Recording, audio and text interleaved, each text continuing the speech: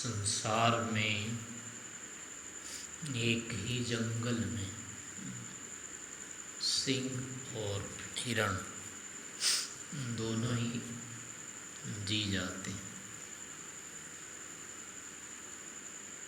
इतनी बड़ी पृथ्वी है, कहीं से चलकर कोई कहीं भी पहुंच जाता है। संसार में इतनी अधिक प्रतिद्वंदिता, शत्रुता है, इसके उपरांत भी असंख्य प्राणी जीवन चला रहे हैं।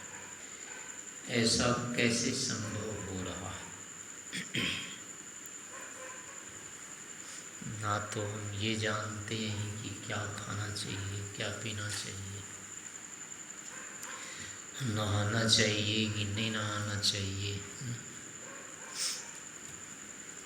कि कैसे सोना चाहिए, कैसे बैठना चाहिए। जन्म के बाद कुछ भी अता पता नहीं होता है, पर पूरा जीवन जी लेते हैं।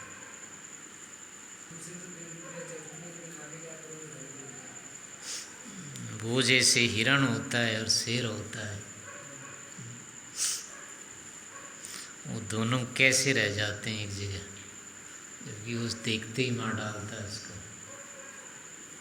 फिर भी वहीं कैसे हिरण के बाद दूसरे हिरण यानी जवान भी हो जाते हैं। हिरण कोई बूढ़े में मरता होगा, हो सकता है पूरा जीवन जी जाता होगा।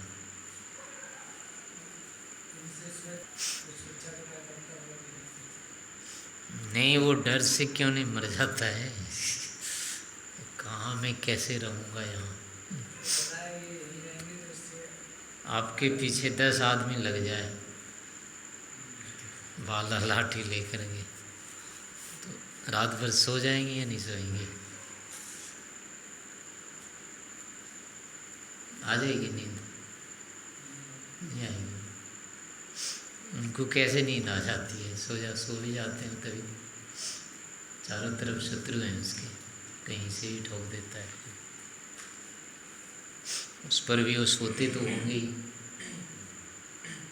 बिना सोए तो नहीं चल सकता। उनको नींद कैसे आ जाती है?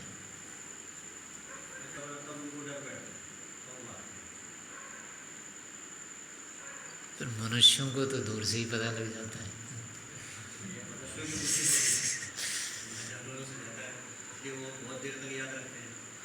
इसको तो लगता है विदेश से भी अगर मिसाइल दाग दिया तो पता नहीं क्या होगा। ये नहीं सो पाता है।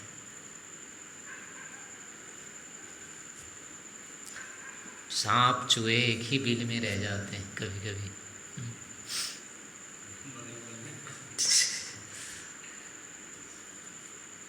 चूहे के पीछे घुस जाता है, चूहा बाहर निकल के खड़ा हो जाता है। हाँ, छोड़ के भी नहीं भागता है।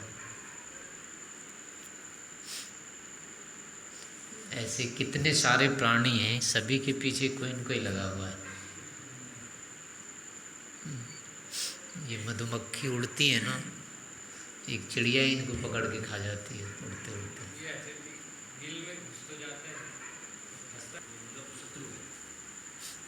प्रत्येक के पीछे लगा हुआ है कोई न कोई, हर कोई भी वो नहीं है जिसके पीछे कोई नहीं है। ये मधुमक्खी जो कबूतर को दौड़ाती रहती है ना, हैं देखा नहीं आपने? इतने ज़ोर से दौड़ाती है कबूतर को, 5-6 मिल करके पीछे लग जाती है, वो बेचारा भागता रहता है। इतनी गति से दौड़ती है, उसको दम नहीं लेने देती है, जैसे तैसे जान बचाता है कहीं जा कर के, बहुत दूर तक खदेड़ती है उसको।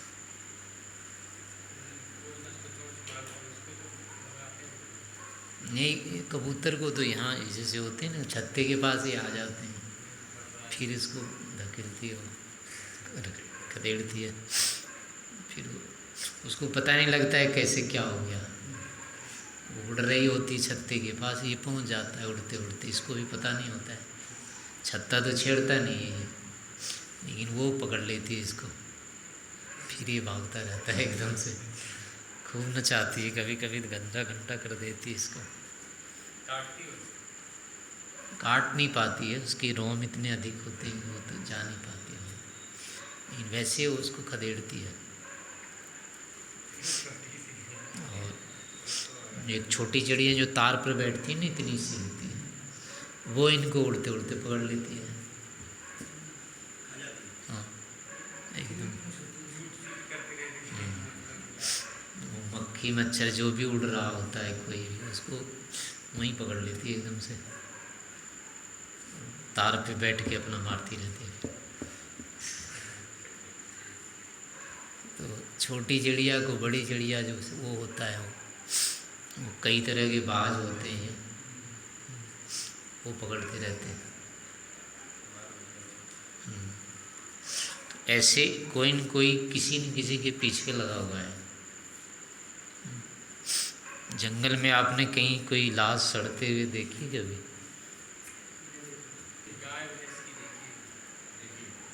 जहाँ आदमी पास में रहते होंगे।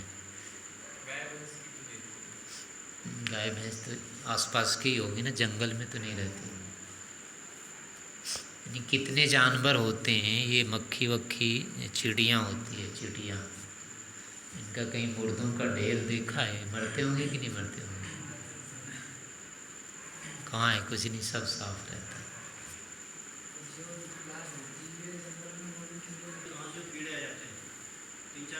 साफ कर देते हैं पूरा, कहीं कुछ नहीं बचता है। हाँ, ये स्मशान तो मनुष्यों के रहते हैं, बाकी किसी का कुछ नहीं है। खा जाएंगे इसको, हाँ।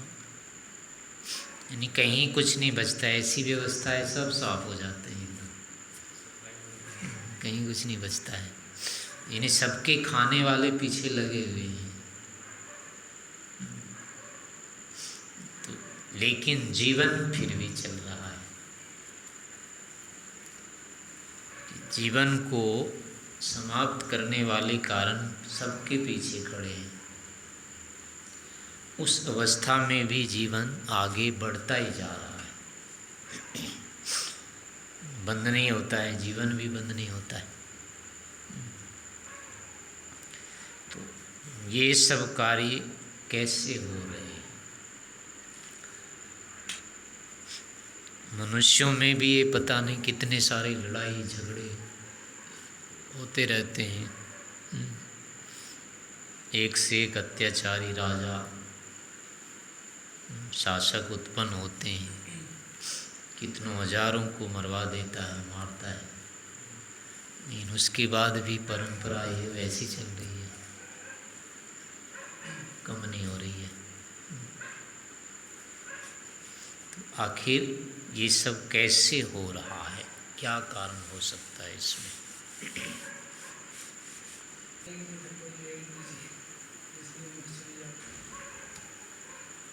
लेकिन दुनिया में रहने वाले अधिक हैं, मोक्ष में जाने वाले तो फिर भी नहीं मिलते हैं, सबके सब यहीं रहना चाह रहे हैं। तब भी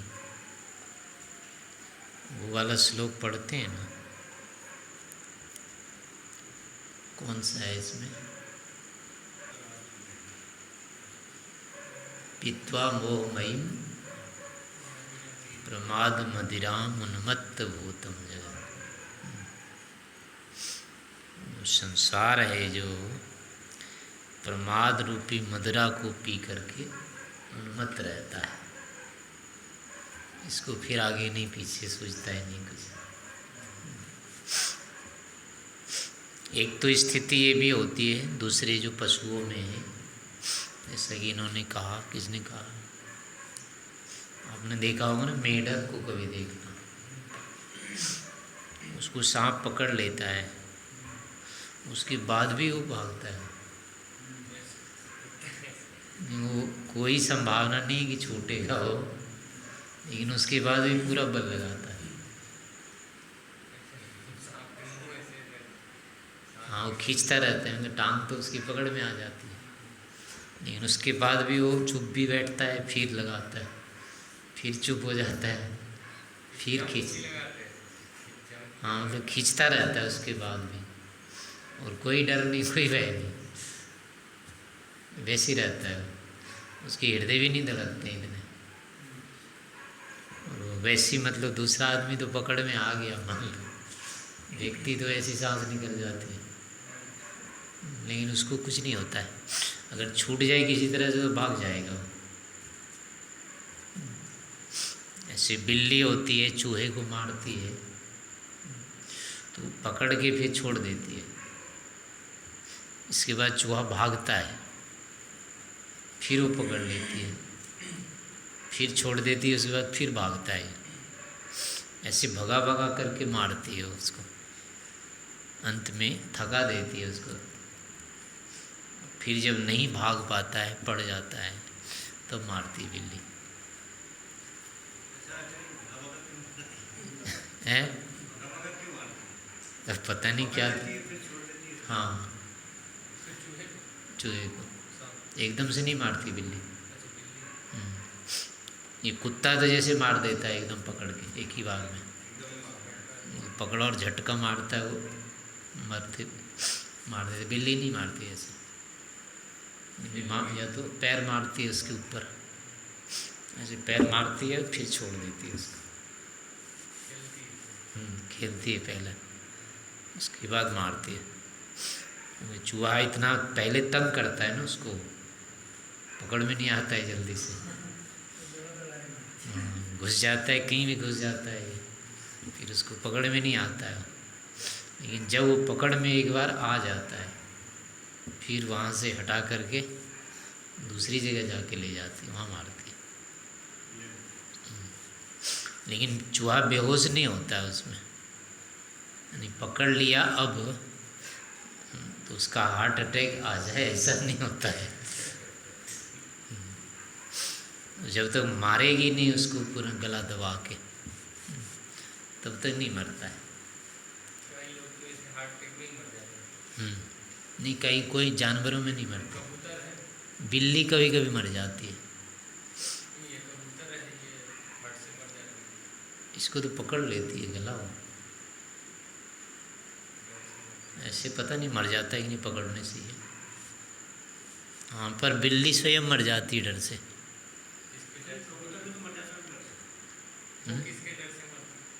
कोई इसके ऊपर मतलब वो हो जाए ना कभी। एक बार मैंने इसके एक बिल्ली के पीछे भागा था मैं, घर में, घर की बात है, और घर में ऐसे एक डंडा खड़ा था, ऐसे वो डंडे पर चढ़ गई, चढ़ने के बाद यहाँ से ऊपर नहीं जा पाई, वहाँ से गिर गई, और गिरते ही मर गई।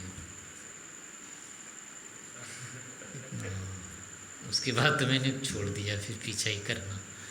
मैंने मारा भी नहीं, कुछ नहीं किया उसको, ऐसे ही सामान्य रूप से भागा था उसका, वो गिर के मर गई एकदम से। उसका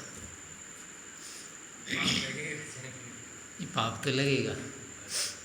ऐसे पहले मैंने सांप बहुत मारा था। एक बार मुझे सांप काट लिया था, ऐसे ही बांस जो होते हैं ना पानी में रखते हैं, वो पानी में किसी ने बांस रख रखा था। गर्मी के दिन में मैं उसके ऊपर बैठा हुआ था, ऐसे तैरता रहता है बांस, और हाथ नीचे डाल रखा था ठंडे पानी में, हाँ तालाब में। तो एक सांप ने मुझे पकड़ लिया मेरी उंगली को, हाँ, फिर थोड़ी देर में खुजली सी होने लगी इसमें, तो मैंने थोड़े ऐसे कर थोड़े थोड़े देर किया, फिर बाद में खींचा उसको, ये तो ज़्यादा लग रहा है। जैसे ही खींचा तो वो पूरे सांप भी आ गया, साथ में आ गया। फिर उसके बाद उसने फिर ज़ोर से मैंने किया, तो ऐसे करके उसने छील दिया पूरा, हाँ, तो मेरी उंगली एकदम से छिल गई और खून बहने लग गया। फिर तो वहाँ से कई सारे लोग थे, मछली मार रहे थे दूसरे लोग, वैसे बैठ के देख रहे थे। तो जैसे मुझे खून दिखा और सांप दिखा, मैं वहाँ से एकदम से चुपचाप भाग लिया। जैसे कुत्ते को मारते हैं ना, तो उसको अगर चोट नहीं लगे बहुत जैसे चिल्लाता है, और चोट लग जाए डंडा तो एकदम नहीं चिल्लाता है, एकदम भाग जाता है। ऐसे ही मैंने कुछ नहीं बोला एकदम वहाँ से, और उंगली पकड़ के वहाँ से भाग लिया, और दूर जाके नदी किनारे में ऐसे करके रोता रहा।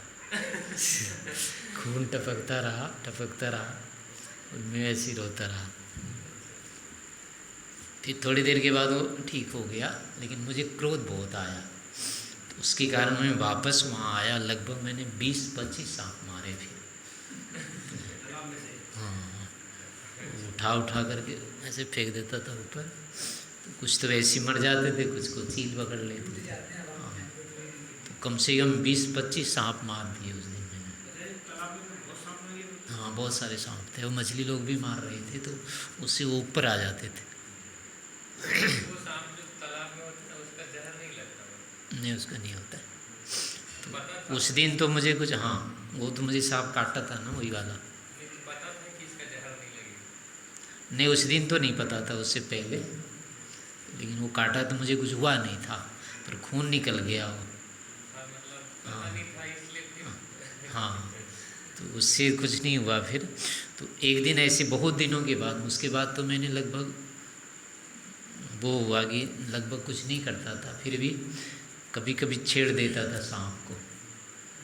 तो एक दिन ऐसे में किसी नाल पर बैठा हुआ था, पानी निकल रहा था, उससे मछलियाँ निकल रही थी 1-2, और 2 सांप वहीं पर थे, वो खा रहे थे उसको पकड़ पकड़ के। मैं ऐसे बैठ करके देख रहा था, तो लगभग 10-15 मिनट तक ऐसे देखते देखते उब गया। फिर मुझे सोचे चलो उठ के चलते हैं, तो ऐसे ही बिना देखे मैंने लाठी ऐसे पटक दी, उसके बाद दोनों सांप मर गए। मेरी कोई वो नहीं थी इसको मारने की, भी कुछ नहीं थी, बस ऐसे मुँह भी इधर किया और लाठी वैसे ही कर दी, ऐसे करके पटक दी थोड़ी। हाँ, वो दोनों को लग गया, एक ही साथ मर गए दोनों। तो उसके बाद उस दिन मुझे बहुत गिलानी हुई। उसके बाद तो मैंने कान पकड़ लिए कि आज से कभी नहीं छेड़ूंगा, सांप को नहीं मारूंगा। नहीं तो पहले मैं मार देता था, कहीं भी सांप मुझे दिखते थे तो मैं छोड़ता नहीं था, मार देता। उसके बाद मैंने अभी आज से नहीं मारूंगा, फिर कभी सांप मैंने नहीं मारा। बाद में कई बार तो मैंने पकड़ लिया है, मारता नहीं था, मैं सांप नहीं मारता था उससे। लेकिन वो आप जब सांप पकड़ते हैं तो आराम से आप ऐसे आराम से पकड़ते हैं? डर तो लगता रहता है। ये पिछले साल तो मैंने देखा था ना कि वो काला में था, तो मैंने कई नाग पकड़े हैं ऐसे। उठा के ऐसे उठा लिया था उसको। हाँ, इससे पहले भी मैंने कई नाग पकड़ रखे। सांप ऐसे भी होते हैं ना, ऊपर तक उड़ जाते हैं। हाँ, वो भी होता है, बहुत छलांग वो मारता है करने, वो तो रखना पड़ता है दूर। लेकिन वो पूरा खड़ा हो जाने पर नहीं उठ पाता है। गर्दन वाला तो कठिन लगता है बहुत। वो लपेट लेंगे ऐसे फिर। हाँ, डर लगता है। तो जो भी था, मतलब इस तरह की स्थितियाँ कभी हो जाती है अचानक। लट के नहीं मार सकते? कोई एक आध तो सांप होता होगा जो फिर पकड़ने पर कोई नहीं, इतना नहीं, वापस तो हो नहीं सकता, कोई सांप नहीं होता। उसको एक बार ऐसे खींच दो ना तो वो मर ही जाता है बेचारा, उसकी हड्डी खिंच जाती है, खड़ा भी नहीं हो पाता है। तो कहने का मतलब है कि यहाँ पर यानी ये सब जो प्राणी होते हैं, इनमें प्रायः ये भय नहीं रहता है, यानी बुद्धि इतनी नहीं काम करती इनकी कि पीछे मेरे कोई खड़ा है, कोई मारने वाला है, मुझे छोड़ेगा नहीं। वो आगे पीछे इतना उनको विचार नहीं होता है।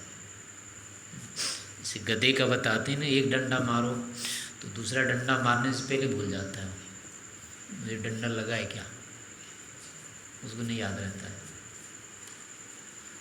यानी कि कोई अंतर नहीं आता है, एक डंडा मारने के बाद भी वो सुधरता नहीं, वहीं वहीं रहता है।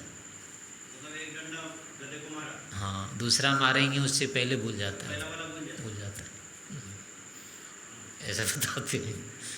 तो इन विचारों की चूँकि स्थितियाँ ही यही है, यदि ये सोचने लग जाए तो कोई नहीं जीवित रह पाएगा। हर समय ये मौत के मुख में ही जीते हैं।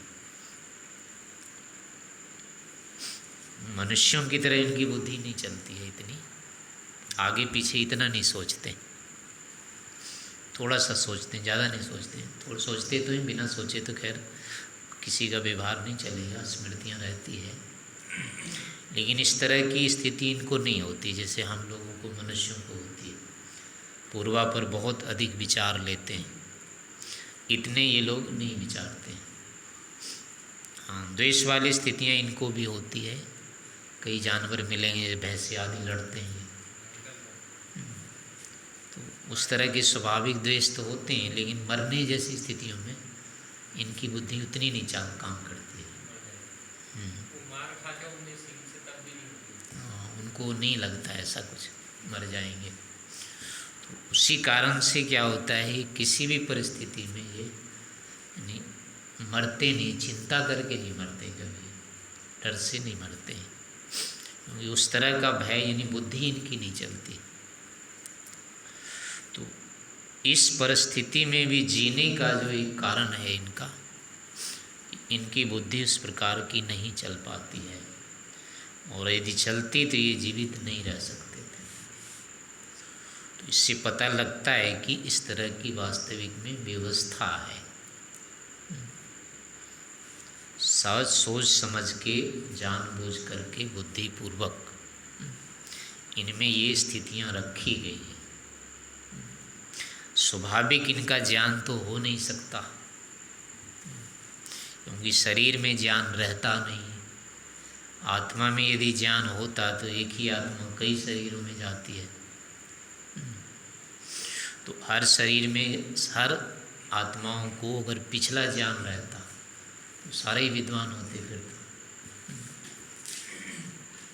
कोई कुत्ते से आया, कोई बया पक्षी होता है, वो घर बना के घोंसला वाला, तो उससे कोई आया मनुष्य मान लो, तो अब यहाँ क्या करेगा, वो घर बना लेगा फटाफट। लेकिन यहाँ तो इसकी बुद्धि खाने में काम नहीं करती है। एक छोटा बच्चा होता है, उसको सब कुछ दिखाई देता है, लेकिन सुई में वो धागा नहीं डाल सकता। उसको धागा भी दिखता है, सुई के छेद भी दिखते हैं, लेकिन उसके हाथ में दे दो तो नहीं डाल सकता धागा। बुद्धि में नहीं दिखता है उसको। बुद्धि ऐसी काम नहीं करती। मनुष्य शरीर में आकर के पिछले योनियों के जो भी होते हैं ज्ञान यहाँ नहीं काम करते। तो इससे ये होता है कि भिन्न भिन्न योनियों में जो ज्ञान विशेष है वो भी आत्मा का स्वाभाविक नहीं है, उसी योनि में उसको मिलते हैं, जिससे ये भिन्न भिन्न अपने क्रियाओं को जीवन के अनुरूप कर लेते हैं। जितने भी कुत्ते आदि होते हैं ये जन्मजात तैरना जानते हैं, लेकिन यही मनुष्य में भी तो आते होंगे ना वापस। तो यहाँ किसी को नहीं तैरना आता है। अगर वो ज्ञान आत्मा में रहता तो यहाँ आ जाना चाहिए था। सारे ही सर्वज्ञ होते, क्योंकि सभी योनियों में लगभग गए हुए रहते,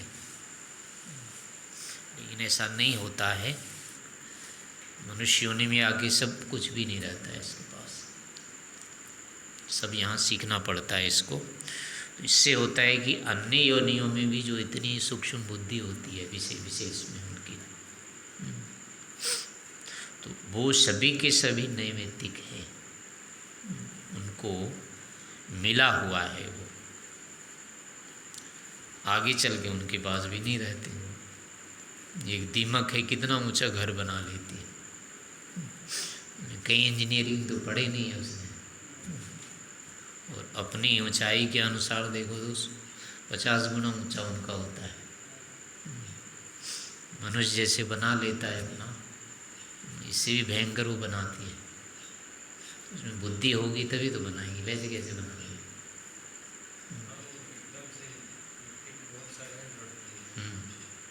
इतना ऊंचा होता है, गिरता भी नहीं है। और कितनी नहीं गिरती, और वो होती गिरनी है उसके सामने, कितना गुना होता है ऊंचा। तो उसमें अब बुद्धि तो होगी, और कैसे बनाएगी वो। भूल जाएगी कहाँ रखा मिट्टी, इतना ऊंचा ले जाना है, कैसे करें। तो इसका मतलब ज्ञान विशेष होता है इनमें, और वो ज्ञान विशेष दिया हुआ है, क्योंकि उतना ज्ञान मनुष्यों में भी नहीं होता है जितना एक विषय विशेष में इन पशुओं में होता है। तो स्वाभाविक तो मान नहीं सकते, स्वभाव नहीं है तो फिर ये निमित्त से आता है। निमित्त कोई फिर उतना ज्ञानी ही तो होगा, जिससे वो ज्ञान आया उसके अंदर वो ज्ञान होना चाहिए, अन्यथा कैसे देगा वो, उसमें आएगा कहाँ से इतना ज्ञान। तो इसलिए इन सभी का जो व्यवस्थापक है, इतना सर्वज्ञ है वो, इन सभी चीज़ों को जानता है। यहाँ सारे प्राणी मिल कर के जितने कार्य कर लेते हैं, इतना सारा का सारा ज्ञान तो उसमें है ही, लेकिन यहाँ इससे भी अतिरिक्त कार्य पड़े हैं जिनको कि इनमें से कोई नहीं कर सकता, सारे मिलके भी नहीं कर सकते। अब एक पेड़ का कोई पत्ता बनाना है, कोई बनाता नहीं, किसी से नहीं बनता है। इतने बड़े बड़े वैज्ञानिक आज तक हो गए, अभी तक नहीं बना किसी से। ऊपर ऊपर तो बना देते हैं, लेकिन किसी में ऐसा नहीं होता है कि जड़ में पानी दो और वो बढ़ जाएगा पत्ता। ऐसे पत्ते अभी तक तो बनाए नहीं है। तो एक पत्ता भी नहीं बनाना आता है इनको अभी, और ये हजारों तरह के पत्ते हैं यहाँ पर, इतने फूल हैं, पत्ते हैं, सब कुछ है। तो इनमें कितना ज्ञान लगा होगा। इतने प्राणी ही है, इनको आपस में इस तरह से रखना कि सब जी जाए। हम 2-4 लोगों की व्यवस्था नहीं कर पाते, आपस में झगड़ते रहते हैं, 2-4 लोग रहते हैं तो भी उनकी नहीं बनती है, सिर दर्द हो जाता है। और ये कितना बड़ा है, मतलब कितने को लेकर के सबको इतना जीवन दे रहे हैं, तो कितनी बुद्धि होगी इसके पीछे। तो ऐसे प्राणियों को भी, यानी इतने इतने दुष्ट प्राणी हैं, चलते चलते किसी को मार के खा जाते हैं, और इनको पूरी की पूरी छूट दे रखा है।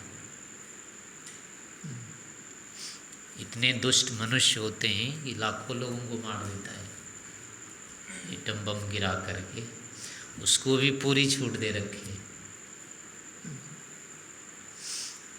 और वो छूट देने वाला कैसा होगा, इसका ताऊ से होना ही चाहिए ना। छोटा मोटा होता तो कहाँ छूट देता, दे ही नहीं सकता था, उसकी तो नींद उड़ जाती। छूट वही देता है जो देखता है बिल्ली की तरह चूहा कहाँ जाएगा, भाग तो सकता नहीं हमसे आगे, तभी बिल्ली छूट देती है चूहे को। तो ऐसे ही ईश्वर के पास इतना ज्ञान बल है, कितना ज्ञान बल है वो इससे पता लगता है कि इतने दुष्टों को पूरी छूट दे रखी है। पकड़ता नहीं किसी को, अंत में जा कर के फिर पकड़ता है। कितना बल होगा, कितना ज्ञान होगा उसमें, उसके बाद भी इतनी बड़ी व्यवस्था चल रही है। ऐसे नियम यहाँ बना रखे हैं, इतना ज्ञान दे रखा है, कितने सारे पेड़ पौधे होते हैं, उसको फिर हम इसको खाना चाहिए, इसको नहीं खाना चाहिए, कहाँ कहाँ से ढूंढ करके ले आते हैं। फिर अगर वो नहीं बताए तो ऐसे उलझे रहेंगे हम। लेकिन इसके लिए बुद्धि अलग से होती है, तो हम इनमें से फिर ढूंढ लेते हैं, ये खाने का है, ये छोड़ने का है। तो यहाँ पता नहीं कितने सारे हैं किस किस के, कोई कुछ खाता है, कोई कुछ खाता है, हर चीज़ हर कोई तो खाता नहीं है। कोई ऐसा नहीं है जो सब कुछ खा जाता हो, कुछ न कुछ तो छोड़ता ही है। तो इतना सारा वो भेद रख रखा होगा तभी तो, ये तू यहाँ तक खाएगा, तो यहाँ तक खाएगा, तो यहाँ तक खाएगा, इसके आगे नहीं खाना है तुझको। तो इन सभी में वहाँ व्यवस्था बनी हुई है। लेकिन अगर घोल मेल छोड़ देता उसको, फिर तो कोई भी किसी को लूटता रहता, बस एक ही चीज़ के पीछे सारे पड़े रहते हैं। फिर ना तो वो खा पाता, ना खाने देता। तो सारे के सारे जो हैं जी रहे हैं, अपना अपना भोजन खा रहे हैं, इसका मतलब है कि सब में विशेषता रख रखी है, कम से कम इतना तो इनको मिल ही जाएगा, इतने तो बच ही जाएंगे, ऐसा उसने अवकाश दे रखा है। जंगल के जितने भी प्राणी हैं उनमें एक मरेगा तो चार उत्पन्न हो जाते हैं उसमें, यानी उनमें अवकाश रख रखा है कि आखिर कितने मरेंगे, कोई तो जीवन जीता रहेगा, यानी इतनी स्थिति बना रखी है, अन्यथा समाप्त हो जाते हैं। ऐसे पेड़ पौधे आदि जो कुछ भी है यहाँ सारी व्यवस्थाएं ऐसी चल रही है, इसीलिए कि उसमें अवकाश रखा हुआ है कि इतना होने के बाद भी इतने सुरक्षित रह जाएंगे। तो ये बहुत अधिक बुद्धिमत्ता का कार्य है, इसके पीछे बहुत अधिक ज्ञान लगा हुआ है। तो ये सारी की सारी चीज़ें जो होती है वो सर्वज्ञ के कारण से है। तो लोक में जो हमको विविधता दिखती है, अव्यवस्था ही अव्यवस्था दिखती है, उसमें भी व्यवस्था चल रही है। अगर व्यवस्था नहीं होती तो संसार नहीं चल सकता था, ये पहले दिन ही समाप्त हो जाता। लेकिन ये इतने लंबे काल से आ रहा है और आगे भी चलता रहेगा। ये इसीलिए चलेगा कि इसमें एक व्यवस्था विशेष है, इसके पीछे एक व्यवस्थापक है।